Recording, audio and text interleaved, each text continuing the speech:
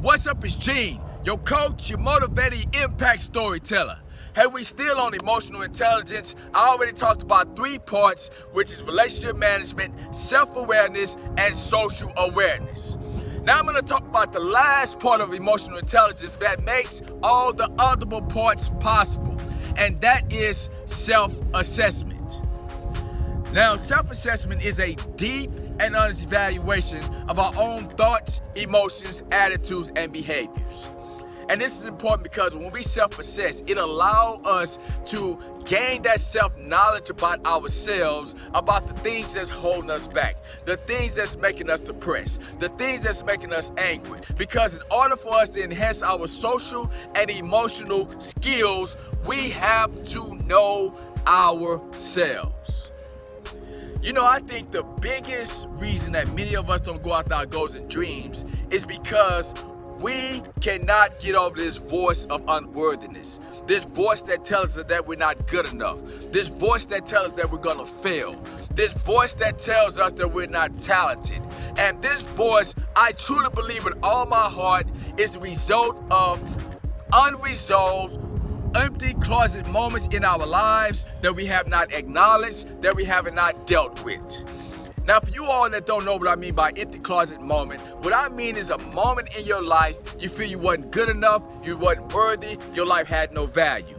And this all streamed from when my daddy left when I was 11 years old, 2 weeks after he told me he wasn't going to leave the family. The last thing I saw was his empty closet. That was the moment that my unworthiness began. And we all have these empty closet moments, but many of us do not acknowledge them. So therefore, they are keeping us from going after our goals and dreams or doing the things that will allow us to become successful.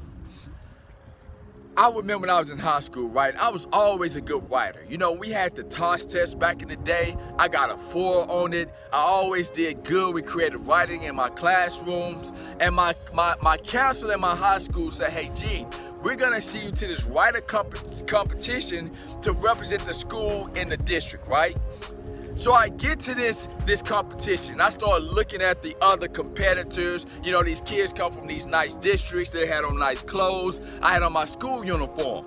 And as I sit down at the table, I start thinking all these negative thoughts. And the one thought that just kept playing in my mind is that you're not smart enough, you're not worthy, you cannot compete against these guys, you are not good enough. So you know what I decided to do? I sat down during the whole competition and I didn't write one single word. I didn't even try because that voice of unworthiness overpowered me. It told me I couldn't be successful. It told me I wasn't good enough. That voice of unworthiness told me that no matter what goals or dreams that I have, I might as well throw them in a dumpster because they are not a possibility in my life because I don't deserve it.